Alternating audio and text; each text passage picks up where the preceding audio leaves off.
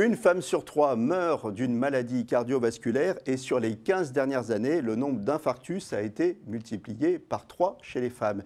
Il est grand temps de s'occuper du cœur des femmes. On voit ça tout de suite avec mes invités.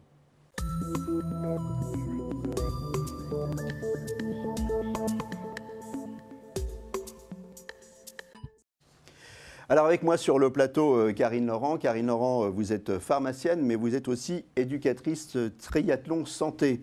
Et avec moi aussi le docteur Stéphane Manzon-Sulberman. Vous êtes cardiologue à l'hôpital de Lariboisière et vous êtes également porte-parole de la Société européenne de cardiologie. Vous êtes surtout très investi sur le problème du cœur des femmes. Alors pourquoi on doit parler spécifiquement du cœur des femmes? Est-ce qu'il est si différent ce cœur des femmes? C'est surtout qu'on n'en a pas beaucoup parlé jusqu'à présent, que les maladies cardiovasculaires ont été décrites initialement chez les hommes, que les principales études qui appuient les traitements que l'on utilise avaient recruté relativement peu de femmes, moins de 20%. Et on s'est rendu compte qu'il y avait des formes particulières, plus prépondérantes chez les femmes, et qu'il y avait surtout un pronostic différent de ces maladies cardiovasculaires, notamment de l'infarctus du myocarde, avec un risque de mortalité beaucoup plus important lorsqu'on est une femme par rapport à un homme. On va revenir en détail là-dessus, mais physiquement, le cœur des femmes, il est plus petit, il est plus fragile, le système cardiovasculaire, il est différent. Qu'est-ce qui différencie, moi j'ai envie de comprendre ça, qu'est-ce qui différencie les femmes des hommes? Alors, il n'y a pas tant de différence que ça, il faut simplement considérer que le cœur et la taille des artères est proportionnelle à la taille. Donc vous ne pouvez pas comparer des artères d'un homme d'1,80 m, 90 kg avec une femme qui fait 1,60 m et 50 kg. Il y a aussi des petits bonhommes, moi je ne suis pas très grand. Également, j'ai un cœur de femme. Également, probablement. Après, il y a des études qui ont été réalisées qui montrent que le muscle est plus sensible chez la femme au stress, avec des réactions qui ont été observées, notamment en faisant des scintigraphies, avec beaucoup plus d'ischémie. C'est pour ça que de plus en plus, notamment lorsqu'on s'intéresse spécifiquement à la maladie cardiaque chez les femmes, on parle de maladie ischémique et pas seulement de maladie coronaire, puisque ce n'est pas toujours l'occlusion, le rétrécissement classique tel qu'il a été décrit, qui est à l'origine de la pathologie chez une femme. Pour parler français, ischémique, pour que les gens nous comprennent. C'est la souffrance du muscle cardiaque par un défaut d'apport en oxygène. Alors ce défaut d'apport, ça peut être dû à une occlusion, à un caillot dans un vaisseau ou une plaque qui grossit, qui rétrécit la lumière de l'artère. Ça peut être également une atteinte des micro-artères qui vont être rétrécies ou plus sensibles à des phénomènes de spasme. Et ça, on le voit plus fréquemment chez la femme par rapport à l'homme. On vient de parler des différences physiques. Maintenant, on va parler des différences en termes de ressenti, de symptômes. Qu'est-ce qu'il y a comme principale différence entre l'homme qui fait son infarctus, on l'a vu 10 000 fois dans des films, la douleur comme ça, thoracique, importante, ou dans le bras, et chez les femmes, comment ça se passe? Alors, dans 2 tiers des cas, chez les hommes comme chez les femmes, il y a cette douleur rétrosternale qui va être constrictive, qui va être en étau, qui peut irradier vers la mâchoire, vers le bras. Donc ça, c'est 2 tiers des cas. La principale différence, ça va être que chez les femmes, il y aura beaucoup plus de signes associés. Et c'est dans une étude canadienne a montré qu'il y avait jusqu'à 7 signes associés à cette douleur thoracique. Ça peut être nausées, palpitations, vomissements, une douleur plutôt épigastrique. Et c'est ça qui va risquer de faire errer le diagnostic. Autant pour la patiente qui se dit j'ai mal à l'estomac, je vomis, le cœur, déjà on ne m'en a jamais parlé, on ne m'a jamais dit que je pouvais faire un infarctus. Et elle va retarder l'appel au SAMU. Et ensuite, lorsqu'elle se présentera, si elle n'a pas les signes électriques évidents, eh bien, ça peut faire errer le diagnostic. C'est-à-dire que ce que vous nous dites, en fait, c'est que c'est des signes diagnostiques qui peuvent être confondus avec d'autres choses, notamment par la patiente en premier, qui va se dire « Oh ben, je fais une petite crise d'anxiété, je suis stressée, et puis j'ai pas envie de déranger, finalement je supporte bien la douleur ». Les femmes supportent mieux la douleur, non, sans doute, un peu? Alors non, ça, il n'y a pas d'études. On avait réalisé il y a quelques années une étude sur les syndromes coronaires en comparant hommes-femmes en USIC, l'étude Cassandre, et on avait vu que à niveau de douleur quantifié par l'échelle visuelle analogique, chez les hommes et chez les femmes recevaient beaucoup plus de morphine pour un score équivalent. Donc les femmes peut-être en demandent moins. Et, elles sont moins doudouilles. Alors, comme elles sont moins doudouilles, on va le dire, moi je le dis, et voilà, elles sont moins doudouilles. Donc, elles sont moins doudouilles, elles n'ont pas été sensibilisées au fait qu'elles pouvaient faire un infarctus ou avoir un problème cardiaque. Donc, elles appellent pas les secours, en fait. Elles appellent plus tard. Elles appellent plus tard. Quand c'est vraiment grave. Heureusement, oui. Non, on arrive à intervenir dans des délais acceptables, sinon ça serait catastrophique. Mais elles appellent en moyenne une demi-heure plus tard que les hommes. Et en cas d'infarctus, chaque minute compte, puisque chaque minute, c'est du muscle cardiaque que l'on perd, qui ne repoussera plus. Donc ça, c'est un des messages forts, je crois, à faire passer aujourd'hui, c'est de dire aux femmes, les maladies cardiovasculaires, l'infarctus, c'est aussi les femmes. C'est également les femmes, et de plus en plus, et des femmes de plus en plus jeunes. On a vu que dans ça c'est les données de Santé publique France, sur les 5 dernières années, on a eu une augmentation de 20% par an du nombre de femmes hospitalisées pour un infarctus du myocarde, avant l'âge de 60 ans. Alors, donc ça, c'est un message fort à faire passer aux femmes, mais pas simplement aux femmes. C'est aussi un message fort à faire passer aux médecins généralistes, parce que les médecins généralistes ne sont pas suffisamment sensibilisés aux... Tout à fait. Il faut qu'ils préviennent.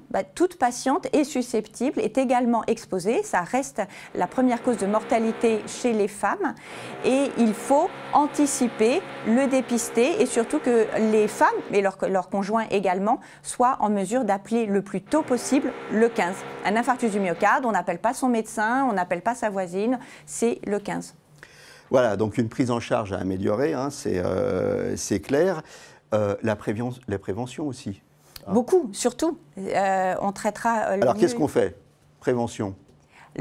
On dépiste, on traque les facteurs de risque. Tout ce qui peut provoquer un infarctus du myocarde. C'est quoi? C'est en premier lieu, et c'est le tabac. Le tabac, chez les femmes jeunes, 80% des infarctus avant 50 ans surviennent chez des fumeuses. Alors, quid du tabac et de la pilule? Je pense que ça fait pas bon ménage, enfin j'ai vu ça dans des études. Ça c'est l'association terrible, tant pour l'infarctus du myocarde, mais aussi pour l'AVC. Alors tabac, pilule et chez une migraineuse, là c'est l'AVC à coup sûr avant 50 ans. Donc le tabac, il n'y a pas de petit tabagisme. On ne sait absolument pas, on n'est pas en mesure de connaître la susceptibilité individuelle. Donc on ne peut pas dire, allez, 3-4 cigarettes par jour, ça fait rien, je suis jeune, etc. Non, on ne connaît pas. Donc à partir du moment où il y a tabac, il y a risque. Et donc il faut choisir. Et l'association avec la pilule va rendre le risque exponentiel, pas seulement d'infarctus, d'embolie pulmonaire, les deux pouvant être mortels. Autre facteur de risque, l'hypertension. Alors notamment, il y a des transformations hormonales chez la femme importantes. Là, à ces moments-là, il faut bien surveiller son hypertension. Alors l'hypertension, c'est pas écrit sur le front, donc ça se dépiste, ça se traque. Ça, c'est un beau slogan. L'hypertension, c'est pas écrit sur le front. Et il faut absolument la rechercher. La rechercher, c'est une évidence au moment de la première prescription d'une contraception, mais tout au long de la vie, lors des visites chez le médecin, et puis savoir y penser sur des femmes qui ont mal à la tête. Mal à la tête, ça peut être de l'hypertension.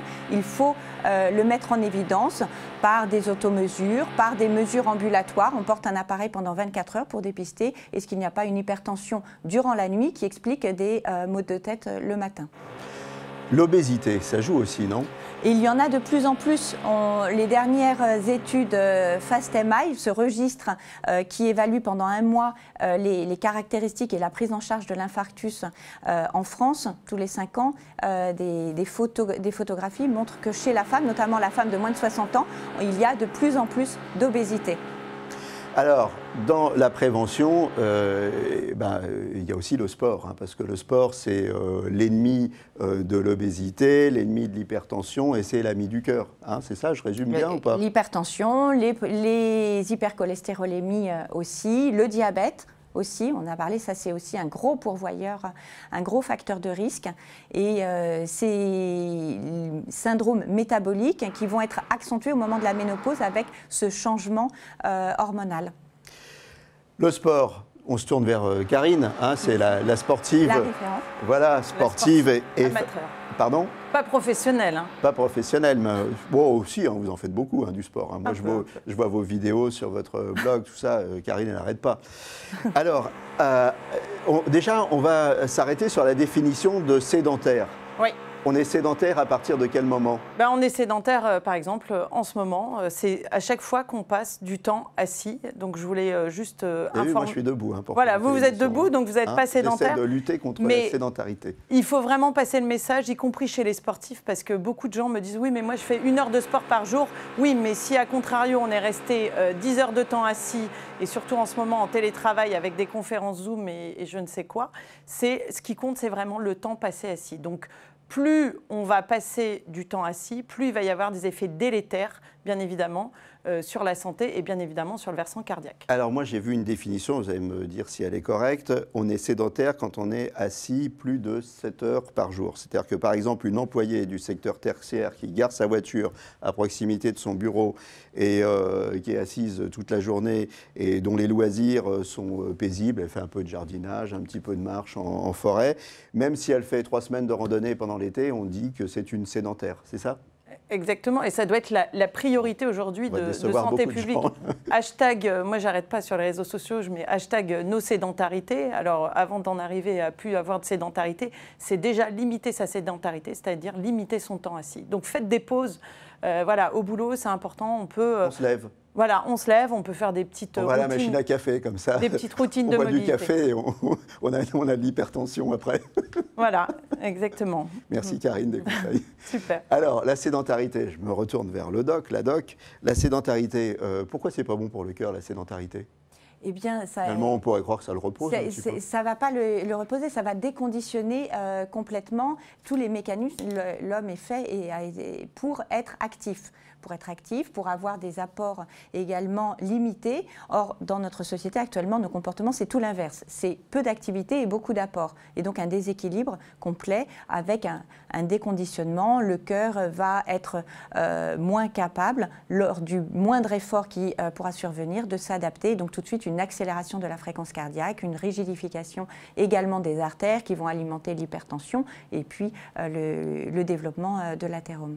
Donc, en clair, le cœur, il ne faut pas le ménager, on doit le renforcer. Alors, il ne faut pas non plus l'entraîner. Il ne faut pas non plus le brutaliser. Hein. Non, ça ne doit pas être un effort soudain, brutal, inhabituel, mais au contraire, un entraînement régulier, progressif, avec l'endurance comme principal facteur de maintien. On va demander à la spécialiste. Exactement. On va voir ça tout de suite. Alors, qu'est-ce qu'on peut faire au quotidien ? Déjà, routine, quotidien, je suis sédentaire. Alors, qu'est-ce qu'on peut faire ? Ce qu'on explique, c'est qu'il faut vraiment avoir une régularité dans la pratique de l'activité physique. Ça, c'est une première chose. Et comment, finalement, on instaure cette régularité ? C'est extrêmement simple. Hein. À partir du moment où on va prendre plaisir sur le type d'activité choisie, on va vouloir continuer et continuer à entraîner son cœur. Moi, je dis toujours aux malades que j'encadre, puisque j'encadre beaucoup de malades, je leur dis toujours, votre cœur, c'est un peu votre moteur. C'est le moteur. Donc, clairement, l'idée, c'est pas de passer de la première à la 4e, mais c'est d'y aller progressivement, d'avoir une activité physique adaptée où on prend plaisir et en groupe. Le plaisir. Alors, au quotidien, déjà, qu'est-ce qu'on fait ? On n'est pas sportif, on va aller sur le sport après. On n'est pas sportif, mais au quotidien, qu'est-ce qu'on fait ? Qu'est-ce qu'on fait ? Cohérence cardiaque ? Alors, oui, au quotidien, effectivement, on l'a signalé. Aujourd'hui, on est dans une société qui est extrêmement stressante. On sait très bien que le stress joue bien évidemment sur la modification de la tension artérielle. La cohérence cardiaque est un exercice extrêmement simple. Pour retenir, c'est 365, 3 fois par jour, donc 5 minutes, et vous faites 5 secondes d'inspiration, 5 secondes d'expiration. Voilà, parce que... Et alors, 5 secondes d'inspiration. Et 5 secondes d'expiration. Vous avez des applications sur Internet qui vous aident avec une petite boule qui monte et qui descend et que vous suivez. Bien évidemment, par rapport à votre phase de la journée, si vous voulez engendrer la relaxation, il va falloir accentuer son temps d'expiration. Donc, c'est-à-dire J'inspire 4 secondes. Et donc, alors, je souffle 6 secondes. Et je souffle 6 secondes. Et ça? Pendant 5 minutes.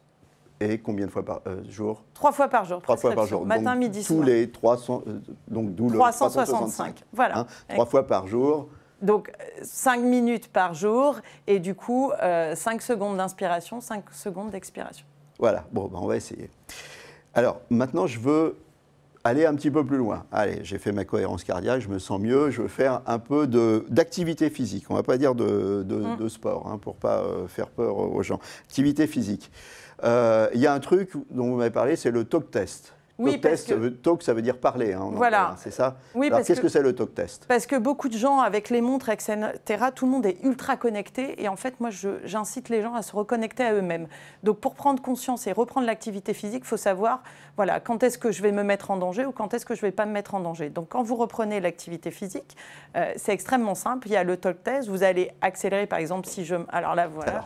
Là, vous arrivez à me parler. Vous êtes au premier niveau. Je suis au premier niveau. Je suis au degré 0 de l'activité physique. Alors, vous continuez, vous allez aller un peu plus vite. Là, vous allez avoir de plus en plus de mal à vous parler. À me parler. On est au niveau 2. Quand même que je suis vous êtes entraîné quand même. En forme. Et le troisième, allez-y. Voilà, j'y vais là, à fond. Et là, on arrive au troisième niveau, on n'arrive plus du tout à parler. Oui. Donc, dans le cadre de la reprise d'activité physique, il faut penser à bien s'échauffer en restant dans la zone 1 et ne jamais dépasser la zone 2 quand vous êtes en reprise d'activité physique. C'est des repères extrêmement simples, pas besoin d'avoir de montre. S'il vous plaît, arrêtez, déconnectez-vous aussi de vos montres. À un moment donné, c'est le meilleur moyen d'agir sur soi. Par contre, il y a le test d'effort aussi quand on veut reprendre l'activité physique. Tout à fait. Alors, quand on veut reprendre l'activité physique, le problème, c'est que pour qu'un test d'effort soit efficace, qu'il puisse dépister des anomalies, il faut qu'il soit mené à un niveau satisfaisant. Et souvent, notamment chez les femmes, eh bien, ce niveau d'effort qui permettrait de dépister une anomalie n'est pas atteint. Donc, le test va être peu sensible et donc ne servira à rien. Il vaut mieux dans ces cas-là, s'il y a des facteurs de risque, si on veut dépister une maladie coronaire, passer à des tests beaucoup plus sensibles, des tests pharmacologiques notamment. Avec comme une échographie à la dobutamine, une scintigraphie également à la persentine. Mais le test d'effort tout simple n'est valable que si le niveau d'effort est suffisamment mené et est plutôt intéressant chez des personnes qui sont déjà sportives. On a parlé de cohérence cardiaque, on a parlé de souffle. Le souffle, il y a d'autres choses à faire aussi sur le souffle. Alors oui, moi, tous les gens que j'encadre, et c'est ça aussi que je voulais un peu sensibiliser les gens, c'est que beaucoup de gens aujourd'hui ne savent plus respirer. Donc faire de l'activité physique, c'est bien, mais il faut apprendre aussi à comprendre ces mécanismes de respiration et à optimiser sa respiration. Je me méfie là, elle va me faire Alors, faire des exercices. Alors, aujourd'hui, je voulais vous proposer un petit exercice extrêmement simple. Qu'est-ce qui va jouer et influencer une bonne ou une mauvaise respiration? C'est une petite entité qu'on a en dessous, le diaphragme. Alors, je vais vous inviter à masser votre diaphragme. Donc, c'est extrêmement simple. Vous allez vous pencher vers l'avant.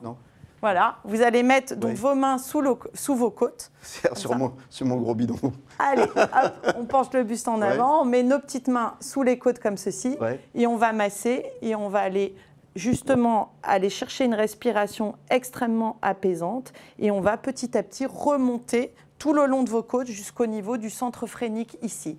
Et ça, c'est hyper important. Il est où votre centre phrénique à vous? Ici, sous les côtes. Voilà. Le vôtre, voilà. Au même endroit? Certainement au même endroit. Ouais. Donc ça, c'est la première chose, parce qu'un diaphragme contracté, c'est quelqu'un qui va extrêmement mal respirer.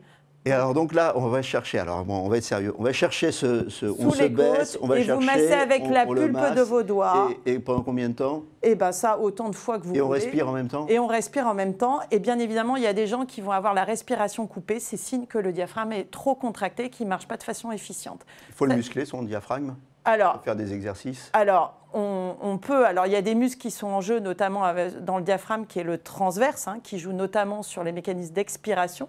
Donc là, c'est ce que je dis aux gens. Un truc très simple. Tous les jours, vous abaissez vos épaules, vous aspirez le ventre et vous vous autograndissez. Et là, vous musclez votre diaphragme, Jean-Claude. Ah, bah c'est bien ça. Je vais muscler mon diaphragme. Alors. Voilà. Le transverse, pour les mécanismes d'expiration. Combien de fois il faut le faire, ça? On peut le faire autant de fois qu'on veut. Bien évidemment, avec la société stressante, les gens ont un diaphragme extrêmement contracté. Il y a d'autres muscles, bien évidemment, qui jouent sur les mécanismes de respiration, notamment les trapèzes, qu'il faut extrêmement donc soulager. Donc, je vais vous inviter aussi à relâcher vos trapèzes. Donc, vous allez tout simplement relâcher vos épaules, éloigner vos épaules de vos oreilles. Vous allez incliner la tête du côté droit voilà, comme ceci, et vous allez donc abaisser votre, comme vous avez incliné la tête côté droit, vous allez abaisser votre épaule gauche. Hein? Voilà. Sans accentuer naturellement. Ça me donne un et là, et là, vous le faites pour votre trapèze. Il le fait, voilà, pour ses trapèzes.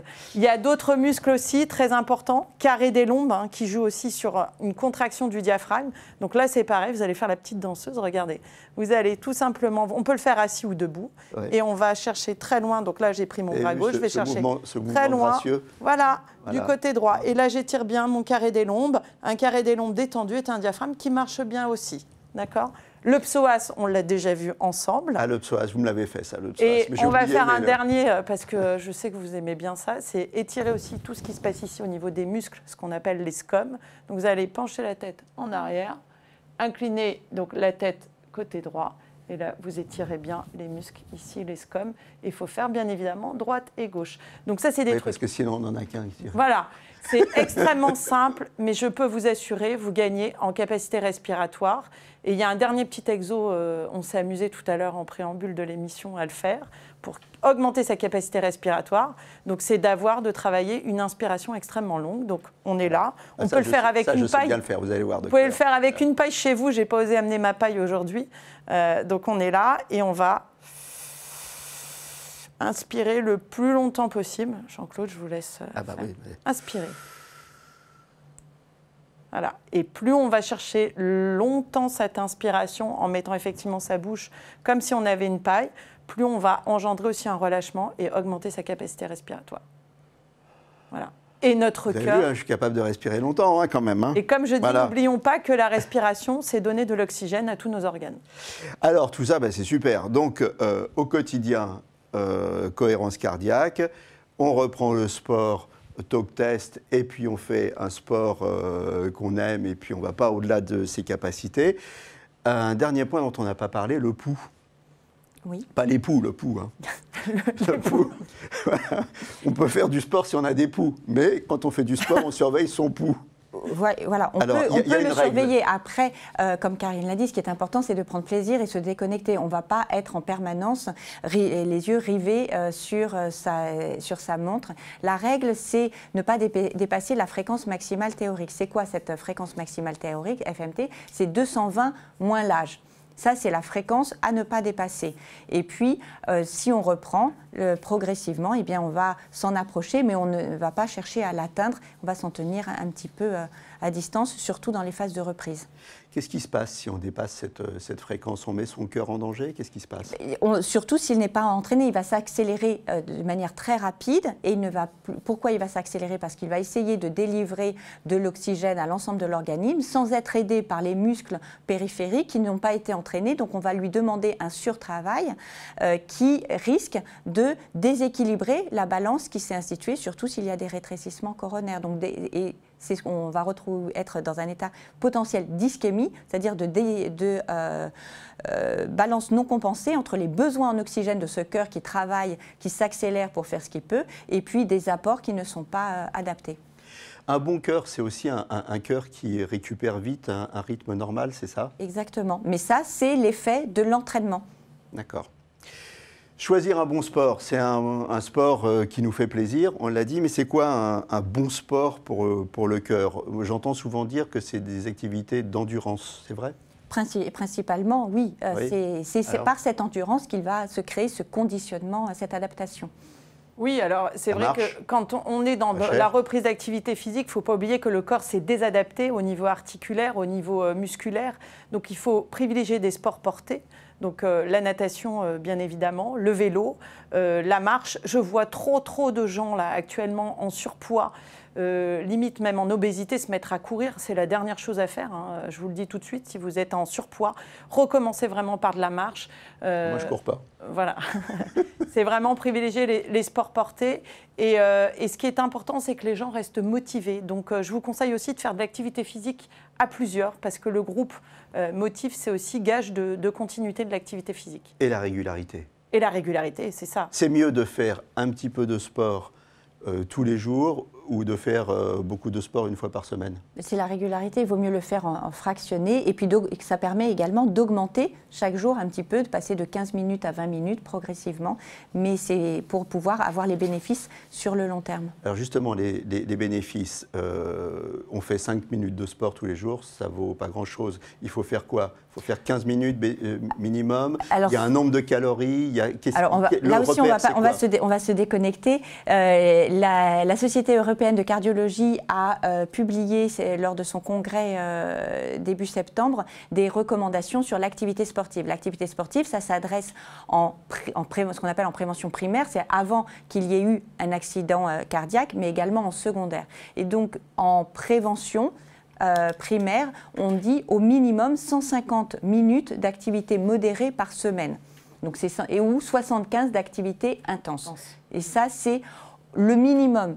Et puis, évidemment, si on a du cholestérol, de la tension, du diabète, il faut essayer de faire plus. Eh bien, écoutez, je vous remercie toutes les deux d'être passées sur le plateau. On va montrer, avant de se quitter, le livre qui vient de sortir de Claire Mounier-Veillé de la Fédération française de cardiologie, Mon combat pour le cœur des femmes. Le cœur des femmes, il faut en parler. Merci, docteur Stéphane Manzo-Silberman. Je rappelle que vous êtes cardiologue à l'hôpital Lariboisière et également porte-parole de la Société européenne de cardiologie. Merci Karine de nous avoir fait souffrir et de tous vos conseils. On vous retrouve prochainement sur ce plateau. Voilà, les femmes, prenez soin de votre petit cœur et vous aussi les hommes, prenez soin du cœur de nos femmes. Voilà, à très bientôt pour un nouveau numéro de Capital Santé. D'ici là, portez-vous bien.